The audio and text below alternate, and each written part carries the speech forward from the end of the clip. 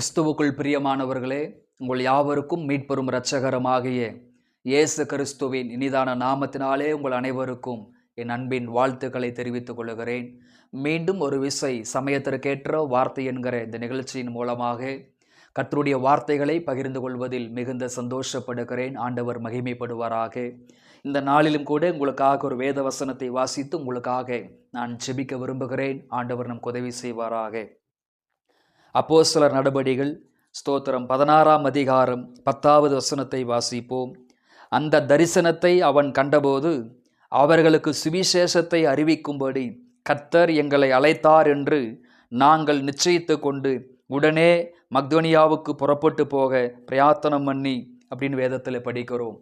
என் கண்பான தேவ பிள்ளைகளே, சமயத்திற்கேற்ற வார்த்தை என்கிற இந்த நிகழ்ச்சியில் இந்த காலை பொழுதிலே அழைப்பும் சுவிசேஷமும் என்கிற தலைப்பிலே கர்த்தருடைய வார்த்தைகளை நாம் சிந்திக்க போகிறோம்.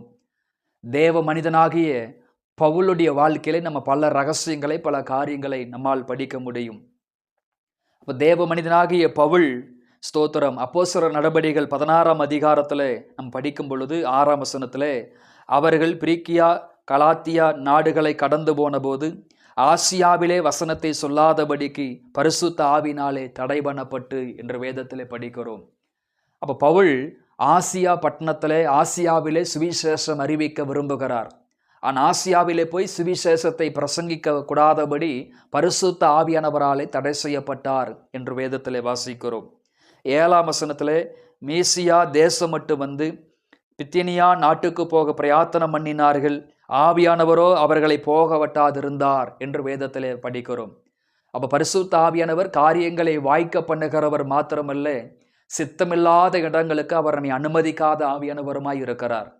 அப்போ இன்றைக்கு நாம் சிந்திக்க போகிற காரியம் அழைப்பும் சுவிசேஷமும் என்கிற தலைப்பிலே நாம் சிந்திக்க போகிறோம்.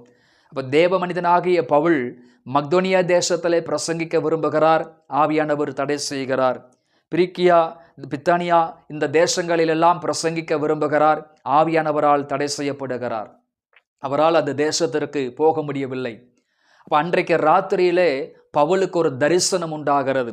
அந்த தரிசனத்தில் மக்தோனியா தேசத்தை சேர்ந்த ஒருவன் வந்து நீர் மக்தோனியாவுக்கு வந்து எங்களுக்கு உதவி செய்ய வேண்டும் என்று தன்னை வேண்டிக் கொண்டதாக இருந்தது.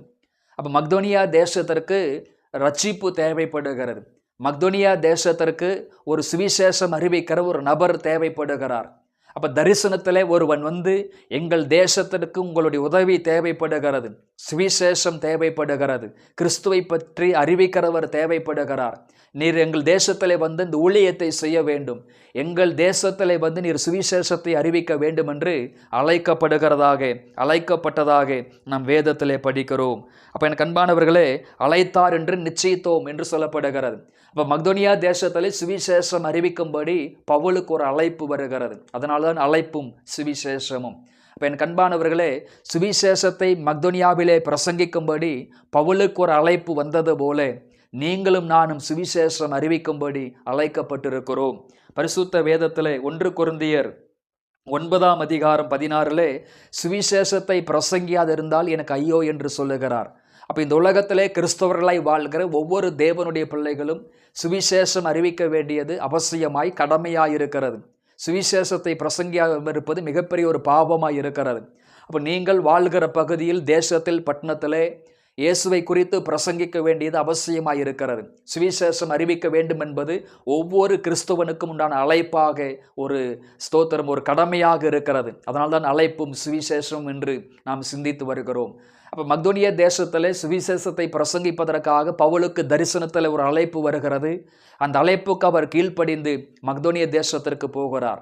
தங்கள் வழக்கத்தின் பிரகாரம் ஜெபிக்கிற இடத்துல வழக்கத்தின்படியே அவங்க ஜெபித்து வருகிறார்கள். மக்தோனியா தேசத்திற்கு போகிறார். அந்த இடத்துல அவங்க ஜெபம் பண்ணிட்டே இருக்கிறாங்க. அப்போ திரளான ஸ்திரீகள் அந்த இடத்துல வருகிறார்கள்.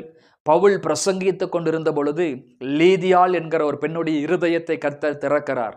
சத்தியத்தை கேட்கும்படி, உபதேசத்தை கேட்கும்படி, இயேசு கிறிஸ்துவை குறித்து சொல்லப்படுகிற காரியங்களை கவனிக்கும்படி லீதியாளுடைய இருதயத்தை ஆண்டவர் திறந்தார்.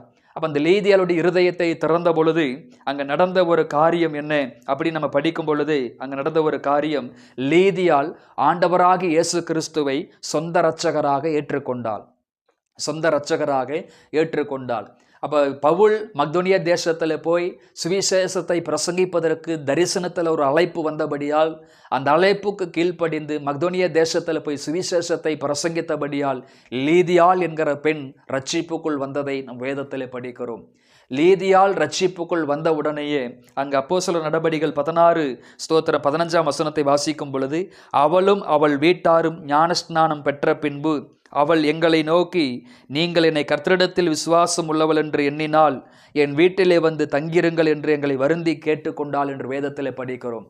அப்போ இரண்டாவதாக லீதியாள் மூலமாக முழு குடும்பமும் ஞானஸ்நானம் எடுக்கிறார்கள். முழு குடும்பம் அந்த இடத்துல ரட்சிக்கப்படுகிறது. அப்போ பாருங்கள், மக்தோனியா தேசத்திலே சுவிசேஷத்தை பிரசங்கிக்கும்படி பவுலுக்கு ஒரு அழைப்பு வந்தது. அந்த அழைப்புக்கு கீழ்ப்படிந்து அந்த தேசத்தில் போய் சுவிசேஷத்தை பிரசங்கிக்கிறார். முதலாவது லீதியாளுடைய இருதயம் திறக்கப்பட்டு அவள் இயேசு கிறிஸ்துவை ஏற்றுக்கொள்ளுகிறாள். அதற்கு பிற்பாடு முழு குடும்பமும் ரட்சிப்புக்குள் வருகிறது. அந்த குடும்பத்தில் தங்கி ஊழியம் செய்யும்படி பவுலுக்கு ஒரு வாய்ப்பு கிடைக்கிறது. லீதியாளுடைய வீடும் பவுலுக்காக திறக்கப்படுகிறது. ஊழியத்திற்காக, சுவிசேஷத்திற்காக லீதியாளுடைய வீடு திறக்கப்படுகிறது. அந்த வீட்டின் மூலமாக தேசத்திற்கு சுவிசேஷம் அறிவிக்கப்படுகிறது.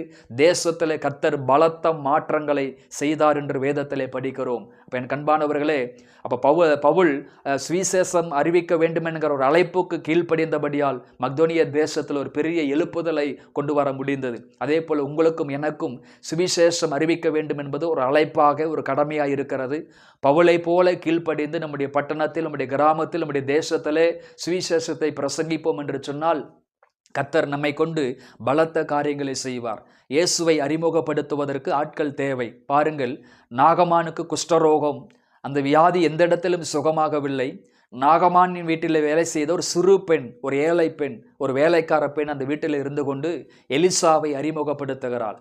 மனைவியிடத்தில் சொல்லி கொடுக்குறாங்க, அதாவது நம்முடைய எஜமானன் எல்லா இடங்களுக்கும் போகிறார், ஆனால் இந்த தேசத்தில் இருக்கக்கூடிய தீர்க்கதரிசிகிட்ட இவர் போவாரானால் நிச்சயமாக இவருடைய வியாதி சுகமாகும் என்று சொல்லி ஒரு சிறு பெண் நாகமானுக்கு வழிகாட்டுகிறாள். அதன் நிமித்தமாக புறப்பட்டு போய் தன்னுடைய குஷ்டரோகம் நீங்குவதற்கு ஒரு காரணமாயிற்று. அப்போ நாகமான் தெய்வத்தை அறிந்து கொள்வதற்கு, நாகமான் ஊழியக்காரனை அறிந்து கொள்வதற்கு, நாகமான் சத்தியத்தை அறிந்து கொள்வதற்கு, நாகமான் தெய்வத்தின் வல்லமையை புரிந்து கொள்வதற்கு ஒரு சிறு பெண் உதவியாயிருந்தாள், ஒரு சிறு பெண் வழிகாட்டியாய் இருந்தால் என்று வேதத்திலே படிக்கிறோம். அப்போ ஒரு சிறு பெண் ஒரு பெரிய மனிதனை, சமுதாயத்தில் அந்தஸ்துள்ள ஒரு மனிதனை ரட்சிப்புக்குள் நடத்த முடியுமானால் உங்களாலும் ஸ்தோத்திரம் அநேகரை ரட்சிப்புக்குள்ளாக நடத்த முடியும். சுவிசேஷம் அறிவிக்க வேண்டும் என்பது நம் மீது விழுந்திருக்கிற ஒரு அழைப்பாக இருக்கிறது. அந்த சுவிசேஷ அழைப்புக்கு உங்களையும் என்னையும் ஒப்புக் கொடுக்கும் பொழுது நிச்சயமாகவே ஆண்டவர் ஆசீர்வதிப்பார். நாம் ஜெபிப்போம். அன்பின் பரலோக பிதாவே, ஆசீர்வாதமான இந்த காலை பொழுதற்காக நன்றி. அழைப்பும் சுவிசேஷமும் என்கிற தலைப்பிலே நாங்கள் கர்த்தருடைய வார்த்தைகளை சிந்தித்து வருகிறோம். இந்த வார்த்தைகளின் அடிப்படையிலே இந்த ஒவ்வொரு பிள்ளைகளையும் ஆசீர்வதியும். அப்பா, பவுல் அழைப்புக்கு கீழ்ப்படிந்து சுவிசேஷம் அறிவித்தபடியால் லீதியாளுடைய முழு குடும்பமும் ரட்சிக்கப்பட்டு அந்த குடும்பத்தின் மூலம் அந்த தேசத்திலே ஒரு பெரிய மாற்றங்கள் வந்தது போல அப்போ எங்களையும் கர்த்தர் பயன்படுத்துவீராக.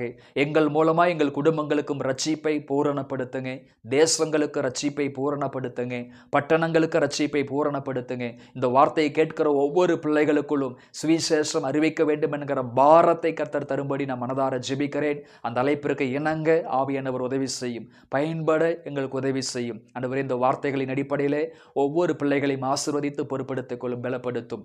இயேசுவின் நாமத்தில் பிதாவே, ஆமேன், ஆமேன். கிறிஸ்துவுக்குள் பிரியமானவர்களே, இந்த வார்த்தைகளின் அடிப்படையிலே ஆண்டவர் உங்களை ஆசீர்வதிப்பாராக. God bless you.